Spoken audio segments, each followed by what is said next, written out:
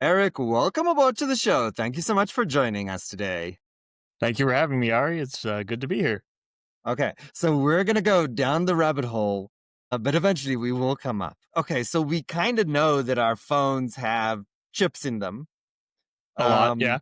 Um, quite a few, quite a few. We kind of know that those chips are manufactured in China, some of them. And we also kind of know that the US government got their underpants in a bunch about some modem chip that half of electronics use, and they're like, oh, what if this has a backdoor to the Chinese government? So hmm we're kind of like, oh, do we need to be thinking about chip security now? Is that a thing? Well, we absolutely should be, and we should have been thinking about it for a long time, but it's definitely been a tough problem for people to figure out. And, I think I have a solution to that. Okay, so let's break this down. There's a few problems here. One is I had a friend. He manufactured electronics. He's much smarter than I when it comes to all things electronics. He showed me this chips and he says to me, and it's a small little black thing, and it looks like it has like metal legs, right? It's pretty hmm cool. And he shows me this thing and he says, Ari, is indistinguishable from an original chip. I paid about $5,000 from this to buy it. When he put it in an X-ray machine, there was nothing in it. It was just plastic. They sold Oof, him. that's a rough They sold him. surprise after They 5,000. sold him 5,000. Some of these chips are expensive, right? So, Incredibly expensive. That's why they're so so valuable to spoof and to counterfeit and to try to generate alternatives for. I wish I had my little have. This is pretty cool.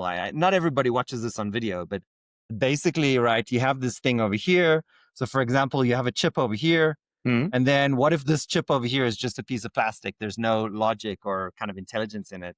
And then you're sending out something to a customer, and the customer's like, this doesn't work. And then you get it back, and it's like, well, we had a problem. We bought a fake chip. Yeah, and So then the question is, whose fault was it? Whose problem is it? Who has to pay for it at the end of the day besides the consumer? that's right. This has been an incredibly difficult problem for decades, right? Yeah, decades. Tell us about this. Why hasn't this been solved yet? It's because it's either too expensive or it's too hard. There are complicated ways that you can put security features right on the chip at the silicon level to say, yep, this is authentic. But one of the challenges, that security feature either degrades with time or it's too expensive to put on chips that are really the most important chips in our daily lives. We all drive cars with semiconductor devices in them. Our lives depend on 5, 10 cent pieces of silicon that there's no Wait. profit. Hold on. I don't understand. On one hand, this chip costs $5,000. On the other hand, there's no profit. How do those things live together? Yeah, semiconductor industry manufactures the whole range of devices that our lives are vertically integrated upon. Just everything from the 5 cent microcontroller in your transmission of your car to, the expensive chips that are in our computers or in the AI servers that are of late blooming up everywhere. Each one of those instances is important to know that it's authentic and that it's secure. And that could be anything from, protecting you as you drive to making sure that your financial data is secure as it bounces around the servers of Visa. With today's technology, it's just been too expensive or too complicated to secure the silicon supply chain to know that you're getting authentic parts that are reliable and will deliver the capability that you expect them to have. So this is scary shit, right? I know Obama is kind of like, you know, the guy behind this movie. So let's not get too political. I don't know if, yeah, some people love him, some people hate him. Doesn't matter. But he did put out a movie. And in this movie, the Tesla cars became these mass weapons of murder where the Tesla cars would start running into people. And this was supposedly Chinese Mhm. basically hacking the car and then, basically coming in through a back door, telling the car to basically drive into people. That's the Is doomsday scenario that, people think about and see in the movies and like, "Oh, well, that's never gonna really happen in daily Can it life." happen though? It does, and so there are Whoa. stories on a Hold week on. by week What do you basis mean where it does? there was a story recently about a month ago about Trojan hardware being installed in solar power inverters that were put there by the Chinese government. And who uses solar power inverters? A lot of people in California, particularly Silicon Valley, and these Trojan hardware were basically able to ping your cell phone as you're walking by them, pull data directly from them. Okay, what does that mean though? That means that your information isn't safe no matter where you go because you don't know where there can be Trojan hardware, there can be things that are maliciously trying to intervene in your daily life. That's scary. So the tinfoil hat people got it right. The They only kind of way did. way to secure your phone. So this Yeti right over here, I don't know where Mhm. it's manufactured, but if it has a chip in it which can basically scan my phone, the only way to keep my phone secure is to put it in a tinfoil hat, which is basically what we call a Faraday's cage. A Faraday's cage is a cage or some kind of element which doesn't allow electro Mhm. interference or signals to get in or out. And if you took aluminium and you just wrap this up in aluminium, that would act as a Faraday cage. That's the tinfoil hat. That's the solution. We're at the tinfoil hat stage of our society. Okay, fuck off. That's all I can say at this stage. Fuck off. When did the world just go batshit crazy? It was right around mid 2000s. So, thousands when the counterfeit spree really started. And what you saw in the late 2000s was this idea that we were going to protect the supply chains. We weren't going to do anything on the manufacturing side. We were just going to make sure that everything was passed off and paperwork signed that where we were getting things from was authentic and certified. But counterfeit to malicious hardware, it's cat and mouse. And just saying you have to get around paperwork, that's an easy one for counterfeiters to get around. And It so is. now we're at the stage where even those prevention mechanisms can be bypassed to the extent that DoD has recognized that 15% of their devices contain some amount of counterfeit or Trojan hardware in them. And they spend billions to try to catch that. I don't want to get political, but without getting political, there was a supply chain attack that will go down in the history of counterterrorism for the next 1,000 years. And this happened in the last 12 months. That was a supply chain attack. This is exactly what we're Absolutely. talking about. Yeah. You want to make sure that when you get this new cell phone, it's going to do what it's supposed to do and nothing extra. Nothing extra. Cell phones, beepers. Yeah. And so this is the scary thing. And it's everything from, as we're talking about like handheld devices, things in infrastructure, to even the worst case scenarios, which, Fukushima, after they did investigation there, they identified counterfeit hardware in the coolant pumps that was not rad hard, still functional, but not rad hard. And so therefore they failed prematurely. So let's think about this, right? We've got infrastructure that cleans our water. We've got infrastructure that makes power. We've got missiles that have control systems that can launch or not launch them. If any one of these fail at the hardware level, forget software. That's a whole Yeah, different nightmare. exactly. We've kind of wrapped our heads around the software cat and mouse game. The hardware game is really interesting. If any one of those hardwares becomes susceptible to Mhm. a competing nation, right? It can be really dangerous. We can suddenly have too much chlorine in our water. We can suddenly lose power. We can suddenly lose communication. In fact, I think Obama's main point was that if we lose too many of the systems that make us human, we become animals. And if Yeah, we don't have power, we don't absolutely. have communication, we don't have food and water, we basically descend into anarchy. That was Obama's point. And his point was, so really that film was about the fact that there's this modem chip and half of those modems are made by China and we don't know if they're secure. So that means Mhm. half of the electronics in the US are susceptible to Chinese hacking. And that's why Obama made the movie. But this is a much broader problem, isn't it? Yeah, absolutely. It's systemic in our modern digital lives. And how do we solve this? Okay. So, so how do we solve this, Eric? So, okay, in full disclosure, we do keep this show at a kind of like high level, not to go too technical. Yeah, yeah. But we talked 2 minutes before the show. You know that I'm a manufacturing guy who has basically done this my whole life. I work for Siemens. I design chips for Apple, for Qualcomm, for Honeywell. Basically everything that's in anybody's phones, I helped design that by creating algorithms that would check the hardware. What I can tell the audience is that I've come across this problem, and it's been an unsolvable problem for over 2 decades. So the magic that you're about to hear right now is a problem that engineers across the world have been trying to solve for a very long time. And you set up the boundary conditions perfectly. The challenge ahead of us is we want to secure every single semiconductor device, and we make billions of these per year. Anything from a 5-cent chip to a $30,000 chip. And you want to secure all of them.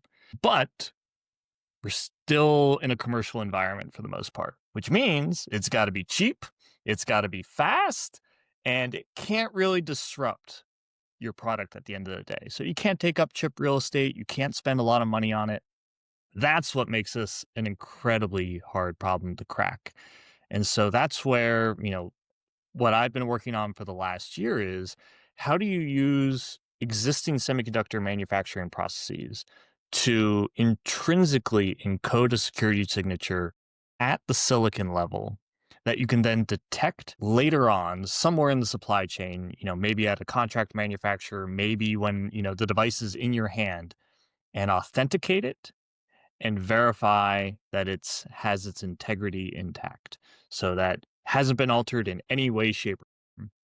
So let me translate that into something my grandma would understand. You guys have figured out a way to create a encrypted watermark that costs basically nothing on every single piece of electronics, and not just the electronics, but every single component in the electronics in the world at virtually zero cost. That's the magic sauce. That's the, silver bullet that everyone's been looking for and we've cracked.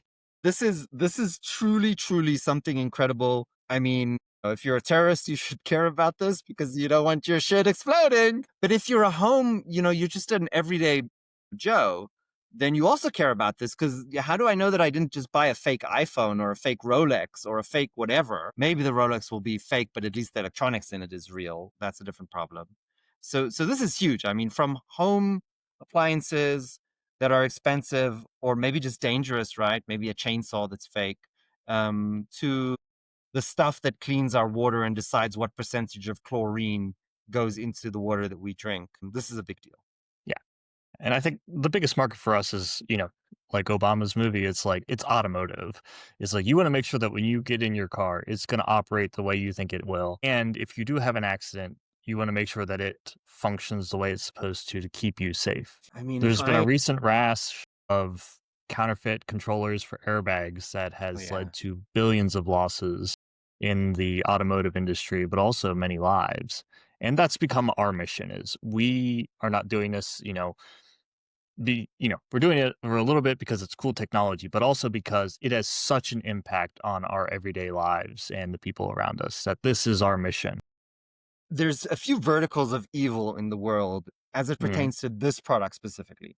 Sure, there's going to be forces in the world that are going to take out a person and they're going to try and crash their car, mm. or maybe they're going to physically crash their car with another car, but there was a chip that turned off the airbag. So that's one type of evil. You and I probably don't need to worry about it. But there's another type of evil in the world, and that's greed. Yeah. Parts manufactured by the lowest bidder. That's really where a lot of these issues stem from. The co-founder of my company, he was burnt by this whenever he purchased components from a reputable supplier, and turns out half of them were gray market parts that did not function. So hold on. If it's a reputable supplier, what Where do went the bad wrong? chips come from? Yes, it's And literally the $1 million that's question. the billion-dollar question, really. This is true. But, yeah, that's the challenge is there are so many leaky points in our supply chain that a lot of times, like, when you go on Amazon and you're like, "Okay, which thing do I wanna buy? This one's a few dollars cheaper, I'll buy that one. It looks the same, it functions the same, it'll be fine." And Yeah, that's the trap we find ourselves in yes, is when you break it down to authenticity, that's the difference. yeah. And the problem is that when the buyers push the sellers to give them stuff fast that they don't have yet, or they don't have enough inventory, or other problems, then sometimes they're tempted to buy, even though they are reputable in Mhm. themselves, Yeah. they are sometimes tempted to buy from somebody else. Yeah, they have to go to brokers and have to figure out like, "Hey, I need 100 of these, 1,000 of these parts. Do you have any?" It's like, "Well, there's a So box over here in the corner." anytime that some of my good friends got screwed and then they talked to their supplier and they ask them, who did you buy this stuff from? Then it's like, we may have used a broker for this one. Yep. Yeah. And that's where he's like, so, supply chains leak and Yeah. sometimes people Absolutely. make bad decisions. Why? Because they're trying to fulfill a contract. Yeah. This Exactly. is this is where greed comes in. Like, so okay. So this is amazing, first of all. This, I think, is I hope that will come out. Obviously the problem with security software is that it helps the good guys and the bad guys. So Mm-hmm. I don't know. I don't know. You always want it to help the good guys, but not the bad guys. But I'm not sure if that's possible, right? GPT goes out to everyone. Then the criminals use GPT to create more smart. I don't know if you know this, but they're using it to do better phishing attacks. Wow. Yeah, yeah. Not In fact, surprising, but yeah, not this surprising. Yeah. we So are what's entering into a happening is new that phase of cat and mouse. Yeah.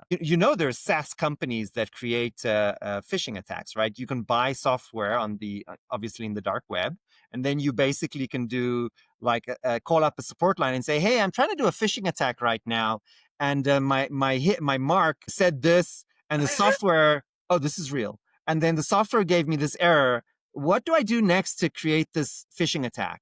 And they'll walk you through it. They're Wow. selling software to do phishing. Yeah. Okay, this is real.